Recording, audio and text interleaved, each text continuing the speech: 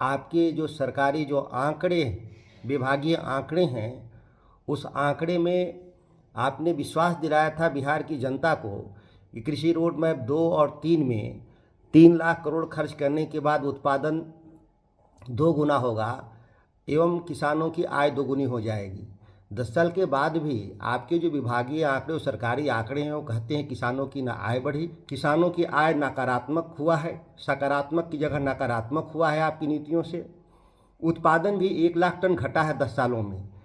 आपको तो बिहार की जनता पे भरोसा होता तो 17 सालों से चुनाव आप लड़ना बंद कर चुके हैं, और इतना ही लगता है कि बहुत अच्छा आप काम करते हैं तो अपने पसंद का इलाका चुन करके चुनाव लड़ना चाहिए आने वाले चुनाव में, जिससे पता तो चल सके कि आपके जो नीतियाँ जिन नीतियों पे आप चल रहे हैं, बिहार को विकास का जो झांसा देने का काम कर रहे हैं, उससे लोगों को पता चल सके। मुख्यमंत्री जी, दोस्तों नमस्कार, बहुत स्वागत है आपका चौकस भारत में। मैं आपका दोस्त ब्रजेंद्र। राज्य में जिस तरह से स्थिति बनी हुई है राजनीतिक गलियारे की, वो आपने देखा ही है। हालांकि अभी भी वही हाल है, कोई परिवर्तन नहीं है। दरअसल बात हम कर रहे हैं महागठबंधन की और महागठबंधन से बाहर के लोगों की।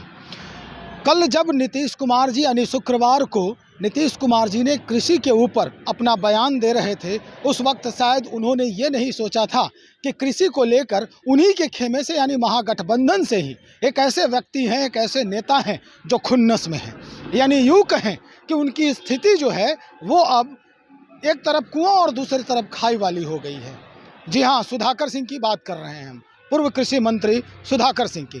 जैसे ही उन्होंने ये कहा, यानी मुख्यमंत्री ने ये कहा कि कृषि के बारे में किसी को कुछ पता भी है, ऐसे ही बोलते रहते हैं। हालांकि ये अक्सरहा नीतीश कुमार जी का ये जो है वो एक कहें स्टाइल बोलने का हो गया है। अक्सरहा आप जब भी कोई खबर में या वीडियो में देखेंगे तो यही जो है वो शब्द का प्रयोग करते हैं, अरे किसी को कुछ पता है, कौन जानता है, किसको पता है। लेकिन अब यही बात जो है, यही स्टाइल जो है वो सुधाकर सिंह ने पकड़ लिया। सुधाकर सिंह इसी स्टाइल पर कहते नजर आए हैं कि मुख्यमंत्री जी, अगर आप इस गफलत में हैं कि आपको जनता बहुत प्यार करती है तो आप बहुत बड़े धोखे में हैं। आप बाहर निकल के देखिए। हालांकि इसके पहले ही मुख्यमंत्री ने यह कहा था कि अगर हमें जिस तरह से हमारे ऊपर कटाक्ष हो रहा है और आप जनता को खुश कर लेंगे, यह संभव नहीं है। उसी पर सुधाकर सिंह ने कहा कि आप गफलत में ना रहें मुख्यमंत्री जी, और अगर आपको लगता है कि जनता वाकई में आपको प्यार करती है तो आप जरा अगले चुनाव में बाहर निकल के देखिए। चलिए हम पूरा प्रकरण जो है सुधाकर सिंह का वो हम सुनवा रहे हैं आपको, पहले सुन लीजिए वो।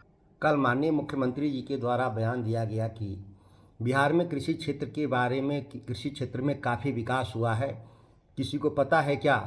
आप सभी जानते हैं कि आपके जो सरकारी जो आंकड़े, विभागीय आंकड़े हैं, उस आंकड़े में आपने विश्वास दिलाया था बिहार की जनता को कि कृषि रोड मैप 2 और 3 में 3 लाख करोड़ खर्च करने के बाद उत्पादन 2 गुना होगा एवं किसानों की आय दोगुनी हो जाएगी। 10 साल के बाद भी आपके जो विभागीय आंकड़े और सरकारी आंकड़े हैं वो कहते हैं किसानों की ना आय बढ़ी। मेरा तो मानना है कि किसानों की आय नकारात्मक हुआ है, सकारात्मक की जगह नकारात्मक हुआ है आपकी नीतियों से। उत्पादन भी 1 लाख टन घटा है 10 सालों में।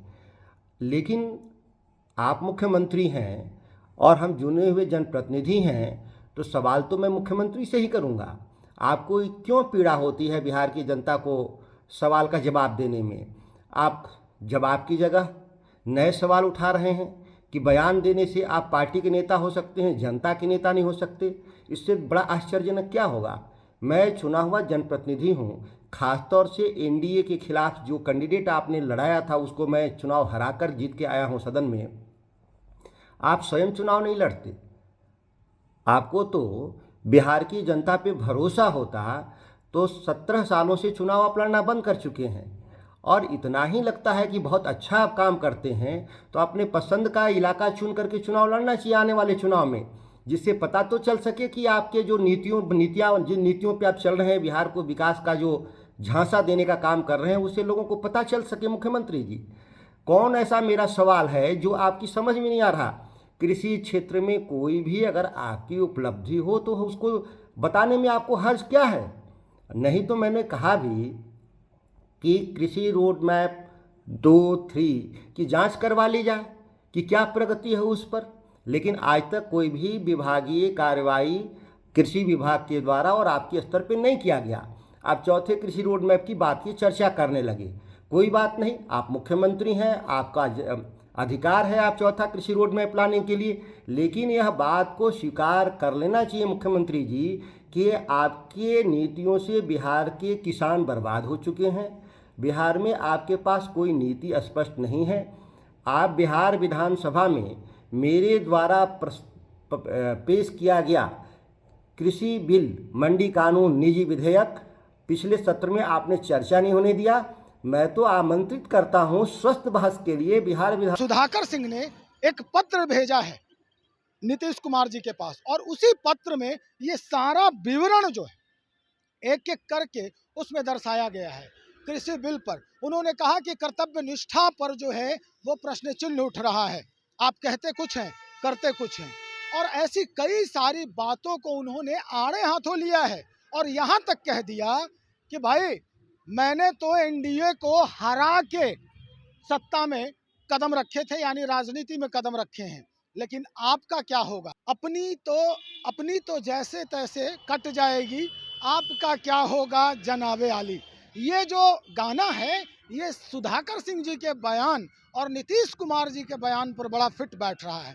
खैर, प्रयास लगाया जा रहा है कि अब क्या कुछ होने वाला है बिहार की राजनीति में, कितना बड़ा परिवर्तन होगा। महागठबंधन से सुधाकर सिंह, उधर जदयू से उपेंद्र कुशवाहा, ये दोनों जो हैं वो अपोजिशन के रूप में खड़े हो रहे हैं, या यूं कहें कि बगावत के जो स्वर हैं वो अब पंचम यानी उच्च स्वर में आवाज में निकलने लगी है। अब देखते हैं 19 और 20 के बाद क्या कुछ नया परिवर्तन आता है राजनीतिक गलियारे में। आप बने रहे हमारे साथ, बहुत शुक्रिया आपका।